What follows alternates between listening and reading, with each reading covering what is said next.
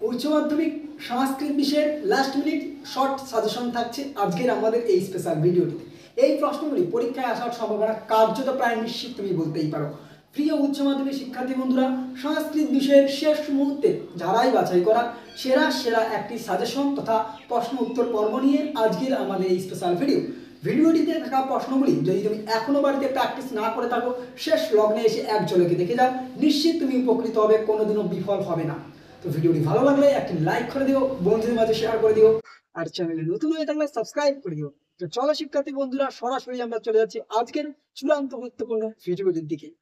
তো সরাসরি আমরা চলে আসলাম একেবারে সাজেশনের প্রশ্ন উত্তর পর্বের দিকে। দেখো, প্রথমত হচ্ছে তোমাদের গদ্যাংশের সাজেশন। গদ্যাংশ তোমাদের দুইটি রয়েছে, একটি বনগত গুহা, আরেকটি হলো আর্যাবর্ত বর্ণনাম।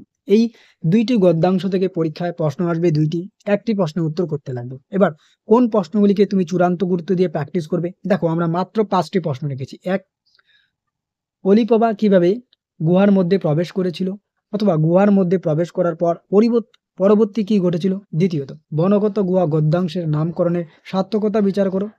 কোশ্চেনটি আরেক রকম ভাবে আসতে পারে যে বনগত গুহা গল্পানুসারে কশ্যপ ও অলিপর্বার আর্থিক অবস্থা বর্ণনা করো। ক্লিয়ার? নেক্সট, অলিপর্বার চরিত্র বিশ্লেষণ করো। এরপরে আর্যাবত্যের সাথে স্বর্গের তুলনা করো, অর্থাৎ আর্যাবত্য বর্ণনাম যে গল্প রয়েছে সেটি, আর্যাবত্য বর্ণনাম পাঠ্যাংশ অনুসারে সেখানকার জনপদের বর্ণনা দাও। তাহলে এই যে 5টি প্রশ্ন, এই 5টি প্রশ্ন চূড়ান্ত গুরুত্বপূর্ণ, এর মধ্যে তুমি কমন পেয়ে যাবে। এরপরে দেখো তোমাদের পদ্যাংশ। আশা করি তোমরা সকলেই জানো তোমাদের পদ্যাংশ রয়েছে দুইটি।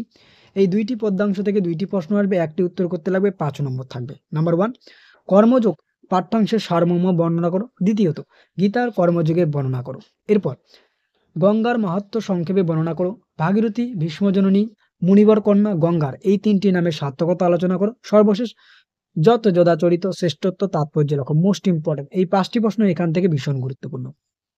এরপরে আমরা আসি নাটক থেকে সাজেশন। দেখো, একেবারে শর্ট সাজেশন থাকছে, সাজেস্টিভ কিছু স্ক্যানিং প্রশ্ন থাকছে। এই প্রশ্নগুলিকে তোমাকে পড়তেই লাগবে এবং এর মধ্যে তুমি কমন পাবে। নাটক থেকে দেখো, নাম্বার 1, বাসন্তিক শবনম নাটকের চরিত্রগুলির পরিচয় দাও। রাজা ইন্দ্রবর্মার চরিত্রের বিশ্লেষণ করো। রাজা ইন্দ্রবর্মার সাথে কৌমুদীর কথোপকথন, অথবা ইন্দ্রবর্মা ও কনকলতার কথোপকথন, কৌমুদীর চরিত্র বিশ্লেষণ করো। ওকে। এরপরে সাহিত্যের ইতিহাস। দেখো, সাহিত্যের ইতিহাস থেকে চূড়ান্ত গুরুত্বপূর্ণ 2টি টপিক থাকছে। এক হলো শূদ্রক সম্বন্ধে নিবন্ধ, 2 হলো মেঘদূত বা মেঘদূতম সম্বন্ধে, আর হচ্ছে প্রাচীন ভারতের গণিত চর্চা ও জ্যোতিষবিদ্যা সম্পর্কে, পাশাপাশি আয়ুর্বেদ চর্চা সম্পর্কে। এরপরে ভাষাতত্ত্ব থেকে চূড়ান্ত গুরুত্বপূর্ণ 3টি বিষয় থাকছে। এক, কেন্তুম ও শতম সম্পর্কে লেখো। দ্বিতীয়ত, ইন্দো ইউরোপীয় ভাষাগোষ্ঠীদের সংস্কৃতের স্থান আলোচনা করো। ইন্দো ইউরোপীয় ভাষাগোষ্ঠীর পরিচয় দাও। এবং তোমরা নিশ্চয়ই জানো তোমাদের অনুচ্ছেদ রচনা থাকে। অনুচ্ছেদ রচনার জন্য তুমি কোনগুলি প্র্যাকটিস করবে?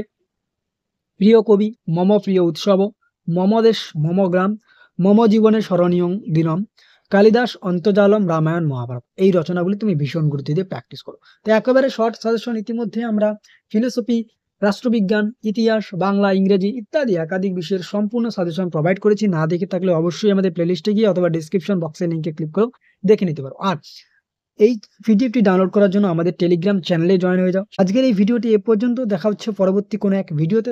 ততক্ষণ পর্যন্ত পড়তে থাকো, জানতে থাকো এবং অবশ্যই আমাদের পাশে থাকো। আর সবাই খুব ভালোভাবে প্রিপারেশন দাও এবং সংস্কৃত পরীক্ষা খুব ভালো হোক, এটাই কামনা করি।